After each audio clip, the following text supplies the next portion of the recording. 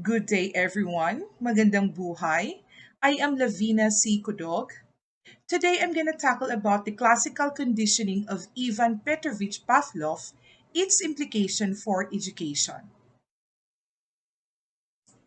Ivan Petrovich Pavlov was a Russian psychologist who discovered the classical conditioning theory, which means learning through association. The process involved two stimuli which are linked to arouse a response from a person or an animal which is learned. Pavlov classical conditioning. Pavlov conducted his experiment on a dog. The hungry dog was given a food. On seeing the food, the dog secreted saliva from its mouth. Here, secretion of saliva is natural response and the food is natural stimulus. In this stage, before conditioning, the unconditioned stimulus produces an unconditioned response in an organism. This means no new behavior has been learned yet. Now, Pavlov linked the ringing of a bell with a food. He would ring the bell before giving food to hungry dog. Initially, dog would not secrete the saliva on hearing the bell. This stage also involves another stimulus which no effect on a person, and it is called neutral stimulus. After numerous trial, the dog began to associate the ringing of the bell with the food. He learned that the sound of the bell has a signal of the food arriving.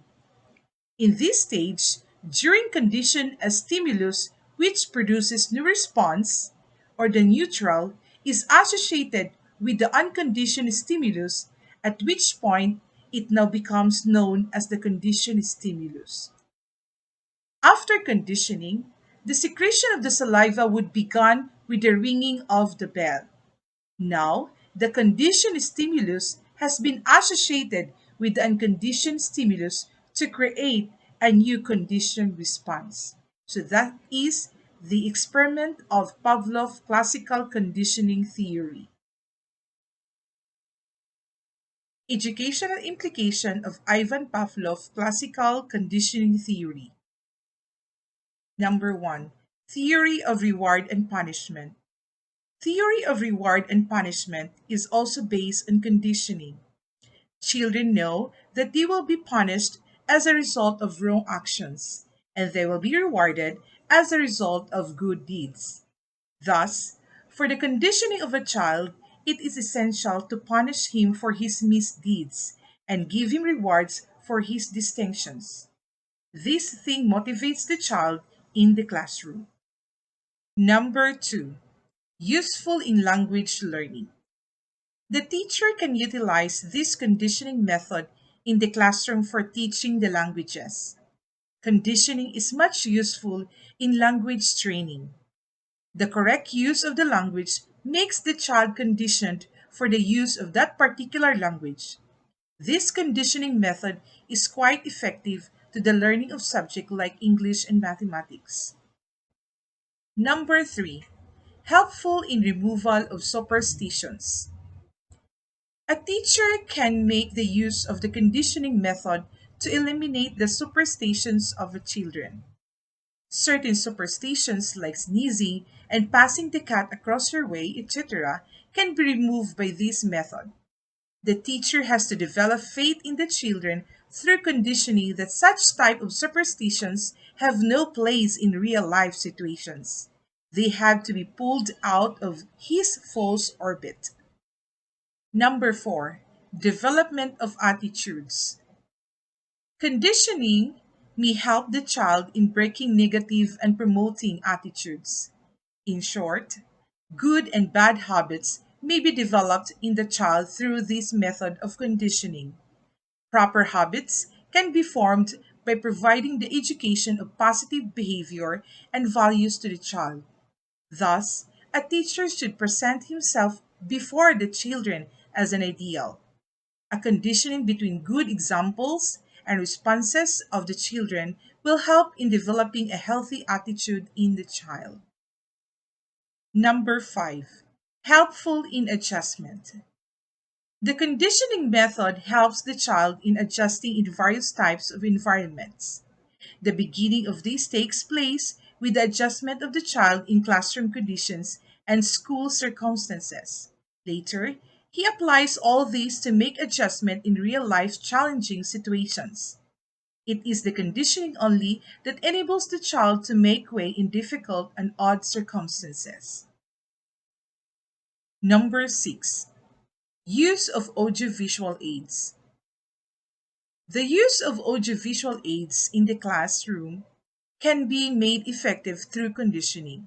For example, if a word parrot is to be taught to the children in the class, then the picture of the parrot must be shown to them along with the word written on the blackboard.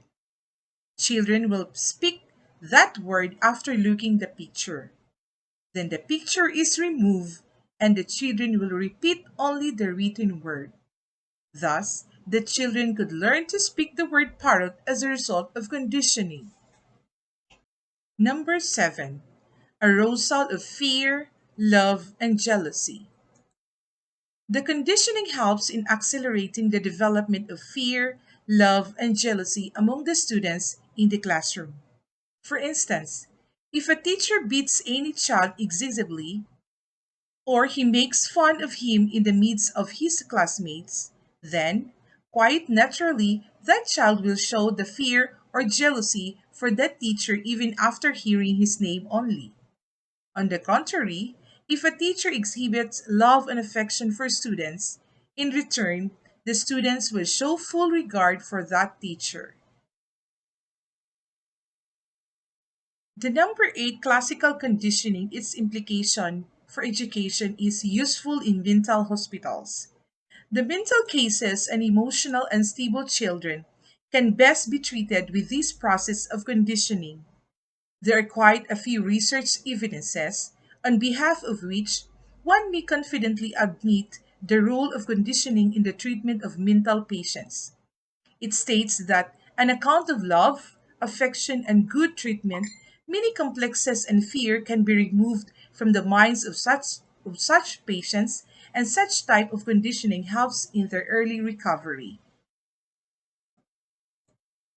As people began to recognize Pavlov and his work became well known, the idea of conditioning branches out to become a key concept in developing a specialism of comparative psychology. Pavlov's work with the classical conditioning had a huge influence on how humans perceive themselves, their behavior, and learning processes. In spite of the above merits, the condition reflex theory of learning is open to serious defects. It is, in the first place, a mechanical theory overlooking the learner's interest, attention, and other higher mental processes. Yet, in default of this condition, this theory does not work. Learning depends largely upon learners' will, interest, and attention. Thank you for watching. Once again, this is Lavina C. Kudog saying, great mind have purpose, and we're lucky to belong. God bless and mabuhay.